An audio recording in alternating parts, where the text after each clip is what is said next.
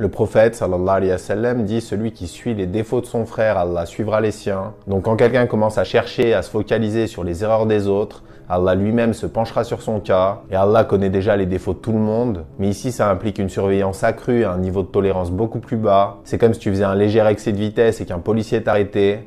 S'il est indulgent, il va te dire de faire attention la prochaine fois, il va te laisser partir. Mais s'il est de mauvaise humeur, il va te mettre une amende, il va vérifier ton permis et ton assurance, et il va fouiller ta voiture de fond en comble. Et Allah est normalement comme le policier indulgent, il laisse passer nos fautes et il se focalise pas sur nos erreurs. Mais si on commence à suivre les défauts des autres, alors il se penchera sérieusement sur notre cas. Et ça nous apprend qu'on devrait d'abord s'occuper de nous-mêmes, qu'on devrait être dur et exigeant avec nos propres âmes, et doux et indulgent avec les autres. Parce que si on a le temps de suivre à la trace les défauts des autres, ça veut dire qu'on pense qu'on est déjà parfait, qu'on n'a rien à améliorer. Et cette arrogance et ce sentiment de supériorité sont des caractéristiques du diable. Et ça veut pas dire qu'on doit jamais conseiller personne, mais avant de le faire, on doit d'abord vérifier notre intention. Est-ce que je le conseille parce que j'ai peur pour lui et que je veux sincèrement son bien ?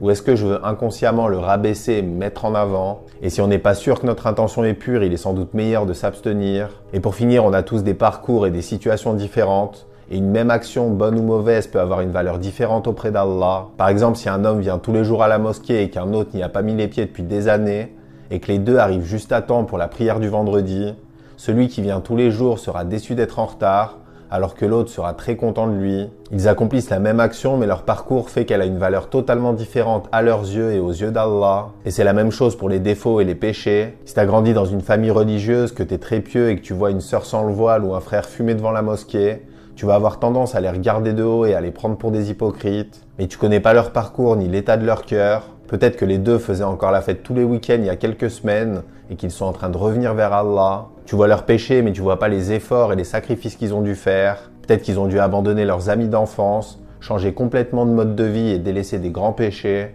Et quand la sœur met son voile pour entrer dans la mosquée et que le frère écrase sa dernière cigarette, leurs cœurs sont peut-être à ce moment-là plus proches d'Allah que celui de l'imam de la mosquée. Qu'Allah nous guide.